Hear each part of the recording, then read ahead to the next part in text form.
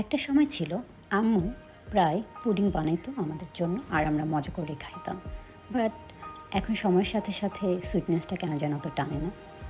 যাই হোক, আসসালামু আলাইকুম।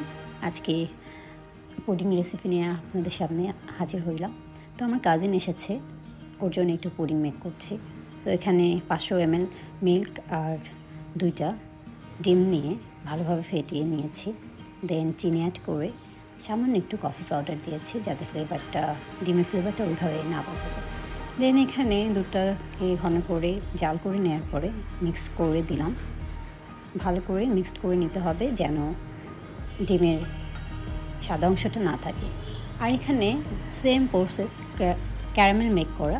তো এখানে চিনি পরিমাণ মতো চিনি নিয়ে জাস্ট ভালো করে আঁচে দিয়ে ব্রাউন কালার হওয়া পর্যন্ত চিনিটাকে আমি ভালোভাবে মেল্ট করে নিব, যতক্ষণ না ক্যারামেলাইজড কালারটা আসে। তো এত সুন্দর একটা কালার এসেছে, দেখতে পাচ্ছেন। সো ওইটা ঠান্ডা হয়ে যাওয়ার পরে মিক্সারটা ফুল ঢেলে নিয়ে দিব অ্যান্ড গুনে গুনে প্রায় 6টা শীষ দিয়ে গ্যাসের চুলোতে দিয়ে দেব। তো শীষ কমপ্লিট হয়ে গেলে দেন আমি এটাকে ওভারনাইট করেছিলাম। এখন সুন্দর একটা পাতলা ছুরি দিয়ে কেটে একটা সুন্দর প্লেটে ডেকোরেট করে নেব।